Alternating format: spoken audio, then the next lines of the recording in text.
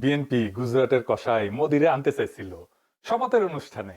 হ্যাঁ, কি খায়েজ আবার চালাকি করেছে।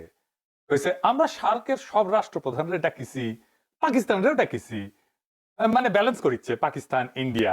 হ্যাঁ, মোদি যদি কাটাল রানীর সঙ্গে করে নিয়ে আসলো নিয়ে আমরা কেউ মাইন্ড করলাম না। নি একা একা মোদি আসলে ওই দিনই বিক্ষোভ দেওয়া শুরু হইতো তারেক রহমানের প্রধানমন্ত্রিত্ব। যাই হোক, এক দাবরানিতে তামিছে খায়েশ। হ্যাঁ, মোদিরও স্বাদ মিটিল না, বিএনপির আশা করিল না। হ্যাঁ, ওই গাইড ধরবি এখন, মোদির স্বাদ না মিটিল, বিএনপির আশা না পুরিল, সকলই ফুরায়ে যায় মা। এই ইলেকশন যে সুষ্ঠু হয় নাই, এটা আজকাল টিআইবির জরিপে প্রকাশ হয়েছে। মানে ৭০টা আসনের মধ্যে ২১% আসনের ক্ষেত্রে এক বা একাধিক জাল ভোট হয়েছে। ঠিক আছে, এক বা একাধিক জাল ভোট হয়েছে। আপনারা এইভাবে বুঝতে হবে, ন্যূনতম একবার জাল ভোট হয়েছে, একবার। ন্যূনতম যখন বলছি তখন একাধিক হতে পারে, দুটো হতে পারে। ভোটের আগে বাক্স করা হয়েছে হাসিনার মতো, জাল ভোট দেওয়া হয়েছে হাসিনার মতো, আবার ভোটারদের কাছে ভয় ভীতি দেখানো হয়েছে হাসিনার মতো। হাসিনার আমলের চাইতে কম হয়েছে, এটা ঠিক, কিন্তু সংখ্যাটা তো কম না হয়েছে। তো তাহলে লাভ হইলো কি? ঘুরে মাগুর চ্যাং এই ইলেকশনে কেমনি ইঞ্জিনিয়ারিং করাইতে পারে সেটা নিয়ে আদি একটা প্রেডিকশন দিছিল। সেটা শুনে নি আগে, খুব স্পষ্টভাবে সহজ ভাষায় বলেছিল নির্বাচনে সরাসরি বুথ দখল না কইরাও ভিন্ন কৌশলে ফলাফল পাল্টে দেওয়া সম্ভব। খুব সাধারণ ভাবে বলা। আগে শুনেন কি কইছিল আদি। এবার যেহেতু আমলারা সিল মারতে পারবেন না, আপনারা দেখেন এই মানে আমার হয় কি, আমরা যখন সিডাপের মতো একটা ভারী ভেন্যুতে কথা বলি তখন এত থিসিস অ্যান্টিথিসিস সিনথিসিস এরকম বলি যেগুলো জনগণ কানেক্ট করতে পারে কম। হিসেবটা খুব সোজা। সোজা হলো যে এই প্রত্যেকটা কেন্দ্রে, একটা কেন্দ্রে মিনিমাম 10টা বুথ থাকে। তো আমরা জানি একটা কেন্দ্রে একজন প্রিজাইডিং অফিসার থাকে, কয়েকজন অ্যাসিস্ট্যান্ট প্রিজাইডিং অফিসার থাকে, প্রত্যেক কেন্দ্রে আবার পোলিং অফিসার থাকে, এবং এই সবাই থাকে ওই উপজেলা বা জেলার লোকজন, মেইনলি স্কুলের টিচার, কলেজের টিচার, মাদ্রাসার টিচার, সাথে কিছু ব্যাংকার, এরা এখানে করেন। ব্যাপার হলো আপনারা এটা খুব কমন স্ট্র্যাটেজি, সেটা হচ্ছে যারা আমরা যাদেরকে হেভিওয়েট প্রার্থী বলি মেইনলি, তারা যেটা করেন 5-7 জন ডামি দাঁড় করায় দেন। ডামি প্রার্থী দাঁড় করাই দিলে হয় কি, তার নামে প্রত্যেক প্রার্থীর নামে আবার পুলিং এজেন্ট দেওয়া যায়, মানে তার নামে এজেন্ট দেওয়া যায়। তো ধরেন আমি নিজেও যেহেতু একজন প্রার্থী, তো আমি প্রার্থী হিসেবে আমার কেন্দ্রে প্রত্যেক জায়গায় আমি একজন করে এজেন্ট দিতে পারবো প্রত্যেকটা বুথে। তো আমার এগেনস্টে যিনি আছেন তিনি যদি আরো 5 জনকে দাঁড় করাই দেন এবং 5 জনের এগেনস্টে আরো 5 জন সে এখানে এজেন্ট দিবেন, তারপরে যেটা হবে পুরো বুথের মধ্যে 10 জনের মধ্যে দেখা যাবে 8 জন বনাম আমার একজন। তো আমার একজন তো সে কুলাই উঠতে পারবে না। এরপর ওইখানে সরকারি যে কর্মকর্তা থাকবে সে তো স্কুল টিচার ভাই, সে তো আসমান থেকে নাজিল হয় না, সে ওখানে আসছে একদিনে চাকরিটা করে হয়তো ওই দিন দায়িত্ব পালন করে 3-4 হাজার টাকা পাবে। এখন যেহেতু সেই ওই স্কুলে আবার চাকরি করা লাগবে, তার কোনো শক্তি নাই ওইখানে যারা দখল করতেছে তাদেরকে বাধা দেয়া, কারণ সে স্কুলেও ফিরতে পারবে না, কলেজেও ফিরতে পারবে না। শুনিছেন তো? নির্বাচন কমিশন এটা শুনে নাই, শুনিছে, করে নাই কেন? নির্বাচন কমিশনের উচিত ছিল না এটা আমলে নেওয়া, আমলে নিয়ে ব্যবস্থা নেওয়া? সেটা হয় নাই। যাই হোক, গত ভিডিওতে আমি জামাত এনসিপির সম্মিলিত ভোট 35% বলছিলাম। এটা ঠিক আছে, কিন্তু এটার সাথে তো আবার খেলাফত মজলিস, এবি পার্টি, অলি আহমেদের দলের ভোট যুক্ত হবে, তাই না? তাইলে এটা 38.5% হয়। এটা আমাদের জোটের ভোট, এটা হেলাফেলা করার সংখ্যা না। তার মানে আমরা ভোট পাইছি 38.5% আর বিএনপি 51%, তফাৎ 12%। আমাদের এই 38.5%টাকে আমাদের 45% নিয়ে যেতে হবে। এখন প্রশ্ন হইতেছে কেমনে?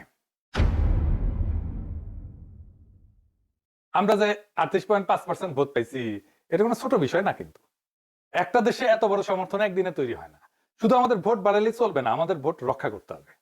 এর জন্য একটা সমন্বিত একটা পরিকল্পনা লাগবে। পুরা পরিকল্পনা এক এপিসোডে দেওয়া যাবে না। তাও আজকে কিছু গুরুত্বপূর্ণ কৌশলের কথা আলাপ করব। আমি আগে মেলা স্ট্র্যাটেজি গুলো কয়ে দিছি জামাত এনসিপি রে, কয়টা নিচে আপনারাই জানেন। আমি একটা এক্সাম্পল দিই। আমি কইছিলাম পাড়ায় মহল্লায় চাঁদাবাজি প্রতিরোধ কমিটি তৈরি করতে। এটা করলে বিএনপির বাইরে সব শক্তিকে পাড়া মহল্লা লেভেলে অর্গানাইজ করে ফেলা যেত, তাদের একটা পলিটিক্যাল কাজ দেওয়া যেত, যেটা সামাজিক ভাবে গুরুত্বপূর্ণ, রাজনৈতিক ভাবে গুরুত্বপূর্ণ। ইউনিটিটা স্ট্রং হইতো। তারা জানতো কে কোথায় চাঁদাবাজি করে, তারা জানতো কার কোথায় শক্তি, তাদের নিজেদের কোথায় শক্তি। এটাই নির্বাচনী ইউনিট হিসেবে কাজ করতে পারতো। পাত্তাই দেয় নাই, কানেও তুলে নাই। চাঁদাবাজিকে একটা ন্যাশনাল পলিটিক্যাল ইস্যু বানায় ফেলা যেত, করে নাই। হ্যাঁ, করেন না, কিন্তু আমি তারপরে কয়া যায়। কারণ হইতেছে কি, যে এটা তো অনেকে শুনবে, জানবে যে এটা একটা পথ ছিল, রাস্তা ছিল। অনেকে কইতে পারেন আপনি কয়া দিতেছেন কেন, সবাই তো জানে যাবে স্ট্র্যাটেজি, সবাই জানে গেলে অসুবিধা নাই। আমি এমন ভাবেই বলি স্ট্র্যাটেজি, আমার তো কোনো গোপন স্ট্র্যাটেজি নাই। আমি তো কোনো দল করি না যে দলের ফোরামে যায় কইব। আর এইভাবে বলা ছাড়া সেই জন্য আমার কোনো উপায় নাই। আর যে কৌশলে বলবো তা চাইলেও প্রতিপক্ষ ব্যবহার করতে পারবে না। মানে আমি যদি বলি আমি একটা ম্যান্ডোলিন বেজে ভোট চামু, এটা সবাই পারবি? হ্যাঁ, পারবি না। আমি যে এককালে ম্যান্ডোলিন বাজালামিনি তা জানেন না? জানেন না? ও তাই নাকি? আচ্ছা দেখেন,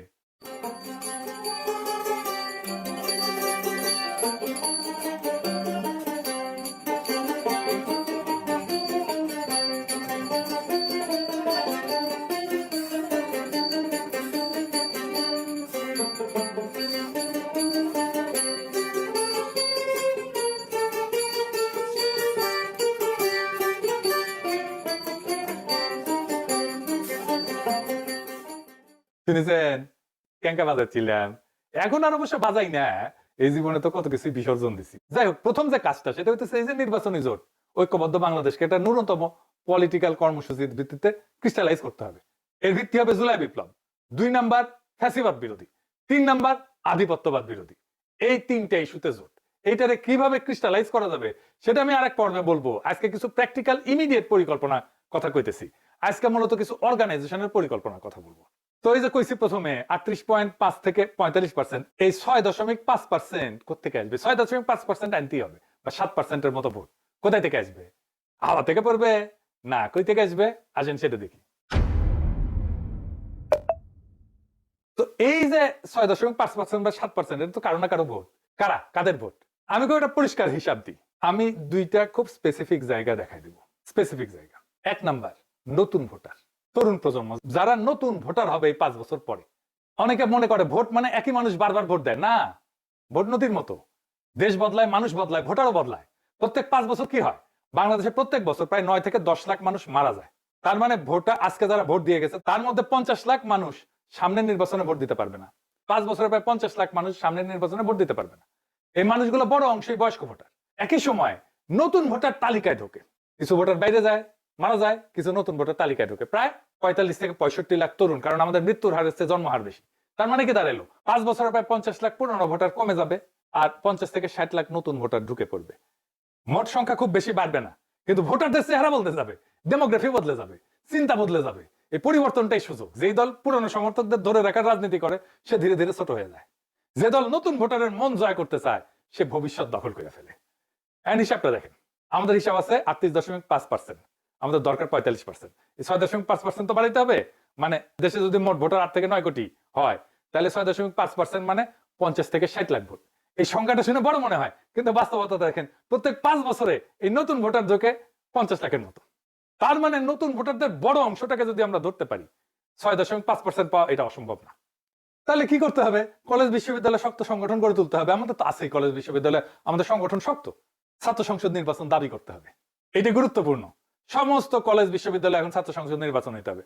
তরুণদের জন্য আলাদা কর্মসূচি লাগবে, সোশ্যাল মিডিয়া শক্ত উপস্থিতি লাগবে। শুধু ফেসবুক না, শুধু ইউটিউব না, আরো অনেক সোশ্যাল মিডিয়া আছে, ইনস্টাগ্রাম আছে, টিকটক আছে, এই সব জায়গাতে উপস্থিতি বাড়াইতে হবে।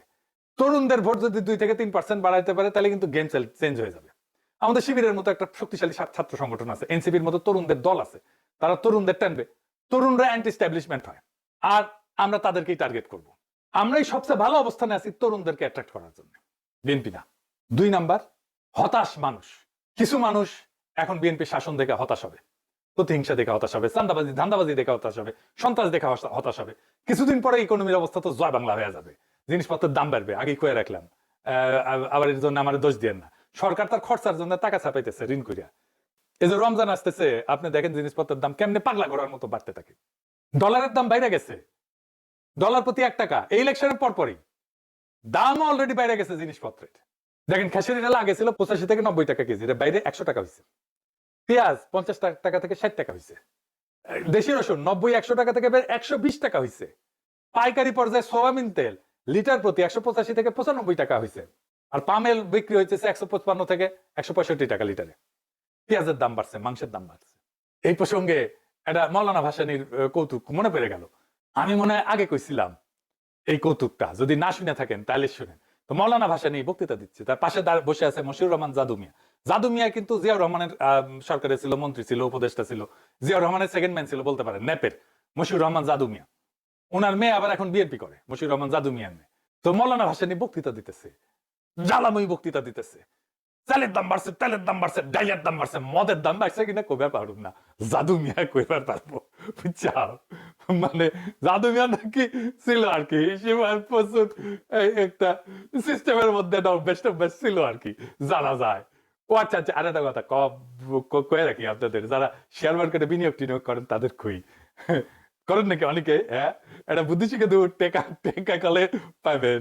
হ্যাঁ, লাভ করতে চান যদি আমি কয়ে দিই, তবে কন্ডিশন আছে, আমার কালে 10% দেওয়া লাগবে, বুঝছাও? লাভের দুই ভাবে লাভ করতে পারবেন। ইলেকশনের পরে যে দল জিতে তাদের সাথে রিলেটেড কোম্পানিগুলোর শেয়ারের দাম ইউজুয়ালি বাড়ে। এখন বাড়বি, আপনি খুঁজে দেখেন, যেমন ধরেন ঢাকা ব্যাংক বাড়বি, ন্যাশনাল ব্যাংক বাড়বি, মুন্নু গ্রুপের বাড়বি, আরো কি কি আছে খুঁজে দেখেন। এইগুলা শেয়ারের দাম ধাই করে বাড়বি কয়েকদিন। হ্যাঁ, শেয়ার থাকলে, এদের শেয়ার থাকলে বেঁচে দেন, ক্যাশ করে ফেলেন। আর জামাতের কোম্পানিগুলোর শেয়ার কমবি, ধাই করে কমবি। কি আছে? ইসলামী ব্যাংক আছে, ইবনে সিনা আছে, এইগুলো আর কি কি বা আছে দেখেন, খুঁজে দেখেন আর কি, ধাই করে কমবে। আপনি শেয়ার মার্কেটে যাই খোঁজ নেন, আমার কথা সত্য কিনা আমি না দেখেই কইলাম। তো যেগুলো কমবি সেগুলো শেয়ার এখন কিনে রাখবেন। জামাতের কোম্পানিগুলো শেয়ার, ইসলামী ব্যাংকের, ইবনে সিনা শেয়ার, বিএনপি কোম্পানি এই যে বেরিয়েছে এটা বেশি দিন থাকবে না, জামাতের কোম্পানিগুলো কমাও বেশি দিন থাকবে না। মাঝখান থেকে আপনার লাভ আমার কমিশন কলে দিয়েন কলে, বেশি না 10%।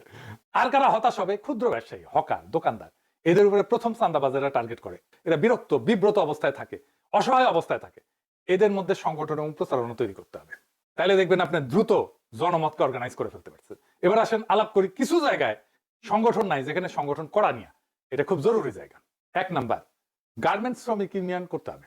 যত জায়গায় শ্রমিক আছে সবগুলো জায়গায় শ্রমিক ইউনিয়ন, ট্রেড ইউনিয়ন করতে দিতে হবে। এটি নিয়ে সরকারের সাথে বার্গেন করতে হবে। এটা শ্রমিকদের অধিকার, এটা সাংবিধানিক অধিকার। আমার সংবিধান স্বীকৃত, বাংলাদেশের আইনে স্বীকৃত, আন্তর্জাতিক আইনে স্বীকৃত।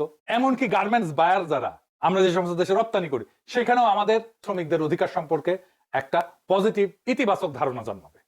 শ্রমিকদের বার্গেন করা, কালেকটিভ বার্গেনিং এজেন্ট হওয়া, এইটা আন্তর্জাতিকভাবে স্বীকৃত একটা অধিকার। আমাদের শ্রমিকদের এই অধিকার দিতে হবে, এটা নিয়ে সরকারের সাথে বার্গেন করতে হবে। দরিদ্র মানুষেরা যত বেশি সংগঠিত হবে তত আমরা শক্তিশালী হব, তত এই এলিট রাষ্ট্র আমাদের কাছে নত হবে। যে সমস্ত শ্রমিক ইউনিয়ন লুটেরাদের কবলে আছে, তাদের সেই লুটেরা নেতৃত্বকে উৎখাত করতে হবে। যেমন ধরেন শাহজাহান খান, সে ছিল বাস শ্রমিকদের নেতা। বিএনপির নজরুল ইসলাম, সেও কিন্তু শ্রমিকদের নেতা, কিন্তু উনি কিসের শ্রমিক বলেন? এই সমস্ত নেতা রাখা যাবে না, শ্রমিকদের নেতা হইতে হবে শ্রমিককে। এরপরে রিক্সা শ্রমিক, আমরা ঢাকায় দেখছি রিক্সা শ্রমিকরা আমাদের বর্ষা বিপ্লবে কিভাবে অংশ নিছে। ওই যে সুজন যে স্যালুট দিছিল রিক্সার উপরে দাঁড়ায়, সেও তো রিক্সা শ্রমিক, তাই না? এমন একটা পলিটিক্যালি চার্জড ক্লাস তাদের এই বিপ্লবের পরে কেউ সংগঠিত করার কাজ করলো না। এমনই বেকুব বাংলাদেশের রাজনৈতিক দলগুলা।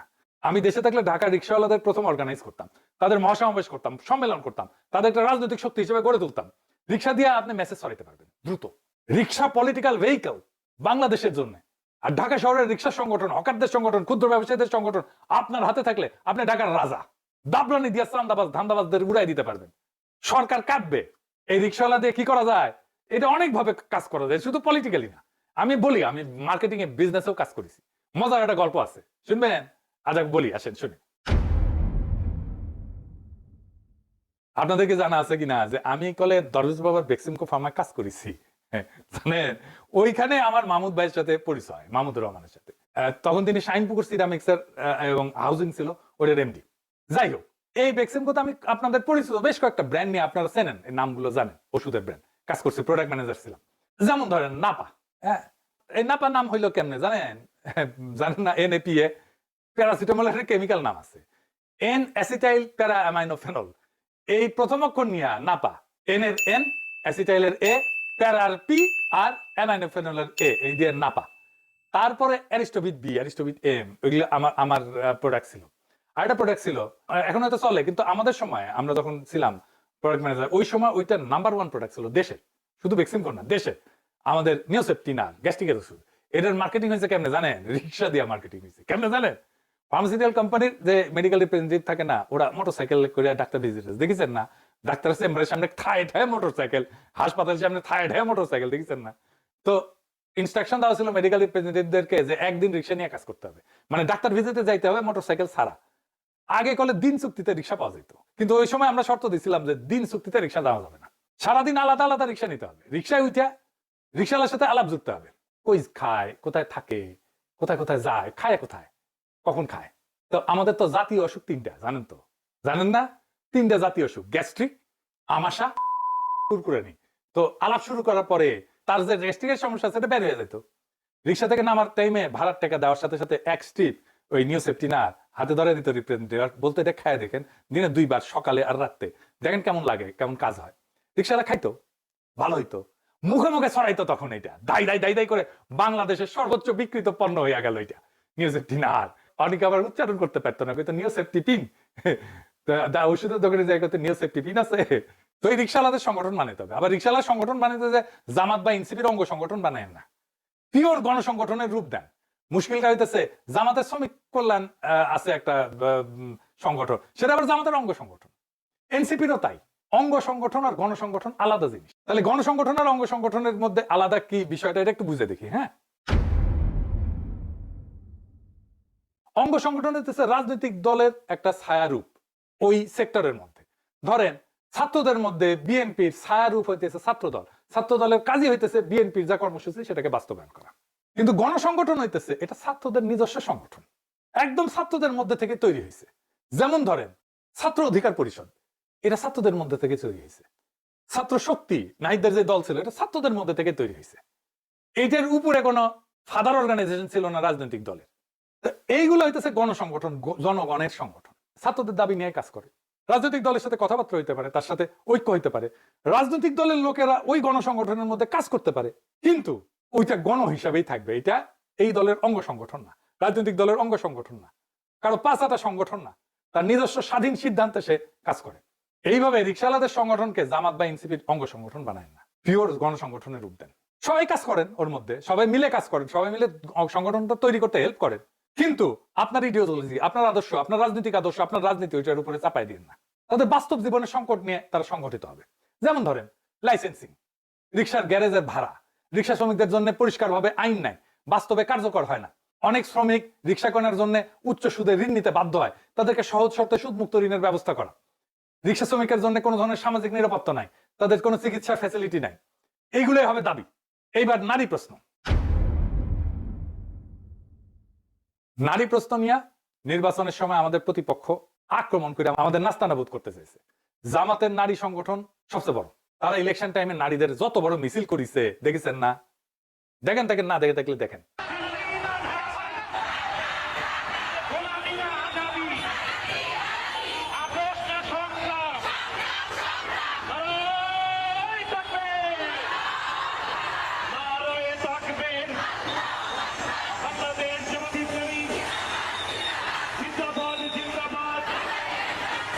দেখেছেন বাংলাদেশের নারীদের অত বড় মিছিল কখনো হয় নাই। তাও হাতে গোনা কিছু তথাকথিত নারীবাদী, যাদের বাংলাদেশের মানুষ নারীবাদী বলে, তারা আমাদের দাবরানির উপরে রাখে। নারীবাদী কারা জানেন না? জানেন না? ও দেখেন না? আমি তো দেখেছিলাম, আবার দেখেন, এডিটর সাহেব দেখে দেন, গানটা দেখে দেন, মিচিয়ে না দেখেন, বেশি দেখেন না। আমরা নারীবাদী কারণ আমরা খুশি হতে চাই, আমরা নারীবাদী, আমরা নারীবাদী কারণ আমরা সুখী হতে চাই, আমরা নারীবাদী, আমরা নারীবাদী কারণ আমাদের অন্য উপায় নাই, আমরা নারীবাদী। দেখেছেন, এরা হইতেছে নারীবাদী। তো এই দাবরানি, এদের দাবরানি বন্ধ করতে হবে। বর্ষা বিপ্লবে নারীরা ফ্রন্ট লাইনে থেকে ফাইট করলো, আর তারাই বিপ্লবের পরে আড়ালে চলে গেল। এনসিপি তো ব্যাপক সংখ্যক নারী নেতৃত্ব আছে। গার্মেন্টসে আমাদের এত নারী কর্মী কাজ করে, অথচ বাংলাদেশে শক্তিশালী নারী সংগঠন নাই, বিশেষ করে দরিদ্র নারীদের সংগঠন নাই, সব এলিটদের সংগঠন। এটা আমাদের বড় ব্যর্থতা। আপনি দেখেন কাজের বুয়া হিসেবে একটা বড় অংশের নারী কাজ করে, তাদের বেতন কি হবে, তাদের নিরাপত্তা কি হবে, তারা কোন পরিবেশে কাজ করবে, তাদের জন্য কথা বলার কেউ নাই। এটা আমাদের বড় ব্যর্থতা। আমাদের দ্রুতই নারী সংগঠন গড়ে তুলতে হবে, এবং দরিদ্র নারীদের সংগঠন, দক্ষিণ এশিয়ার সবচেয়ে বড় নারী সংগঠন আমরা গড়ে তুলতে পারি। আমাদের এখন একটা জাতীয় নারী সমাবেশের নারী কনভেনশন করে জাতীয় নারী সংগঠন গড়ে তুলতে হবে। নারী নেতৃত্বকে প্রাতিষ্ঠানিক রূপ দিতে হবে, যেটা প্রো জুলাই, যেটা প্রো বাংলাদেশ, যেটা আগ্রাসন বিরোধী, যেটা ফ্যাসিবাদ বিরোধী, প্রো পোর, দরিদ্র বান্ধব। এটাকেও গণসংগঠনের রূপ দিতে হবে। কোন ইডিওলজিক্যাল বা রাজনৈতিক দলের অঙ্গ সংগঠন করা যাবে না। আজকে বললাম আমাদের সম্ভাব্য কৌশলের প্রথম পর্ব। এর পরের পর্বে আমাদের আরো গভীর সাংগঠনিক প্রস্তুতির বিষয়ে আলাপ করব। এরকম আমি 4টা এপিসোড করবো, আজকে প্রথম এপিসোড। তো এই যে 38.5%, এটা কোনো শেষ না। 38.5% হলো শুরু। এই দেশে 38.5% মানুষ পরিবর্তন চাইছে। এটা ছোট না, এটা অনেক বড় অর্জন। এটা প্রমাণ করে একটা শক্তিশালী বিকল্প রাজনৈতিক বিকল্পের মধ্যে তৈরি হয়েছে। ভোট কিন্তু স্থির না, ভোট বদলায়, প্রজন্ম বদলায়, অর্থনীতি বদলায়, মানুষের প্রত্যাশা বদলায়। যে দল সংগঠন করে সেই দল টিকে, যে দল মানুষের বাস্তব জীবনের পাশে দাঁড়ায় সে দল বাড়ে। আমাদের কাজ এখন উত্তেজনা না, আমাদের কাজ কাঠামো। আমাদের কাজ শৃঙ্খলা, আমাদের কাজ মানুষের আস্থা অর্জন। 38.5 কে 45% করা অসম্ভব না, খুবই সম্ভব, আমি হিসাব করে দেখাই দিলাম। কিন্তু সেটা হবে স্লোগানে না, সংগঠনে, হতাশায় না, ধৈর্যে, অভিযোগে না, বিকল্প দিয়া। আজ যারা ক্ষমতায় আছে তারা সরকার চালাবে, ধান্দা করবে, টাকা পয়সা কামাবে এবং পাবলিকে বিরক্ত হবে তাদের উপরে, আর আমরা কাজ করব মাঠে বাজারে মানুষের কাতারে। 5 বছর পরে একটাই প্রশ্ন হবে, সেই প্রশ্নটা এইটা না যে কে বেশি চিৎকার করছে, বরং প্রশ্নটা এইটা হবে কে বেশি সংগঠন করছে, কে মানুষের কাছে বেশি গেছে, কে মানুষের পাশে ছিল, কে মানুষের দুঃখের কথা বলছে, কে মানুষের কষ্টের কথা বলছে। সেটাই হবে বাংলাদেশের প্রকৃত ভবিষ্যৎ, সেটাই হবে বাংলাদেশের প্রকৃত আজাদী। ইনকিলাব জিন্দাবাদ, গোলামি না আজাদী, আজাদী, আজাদী।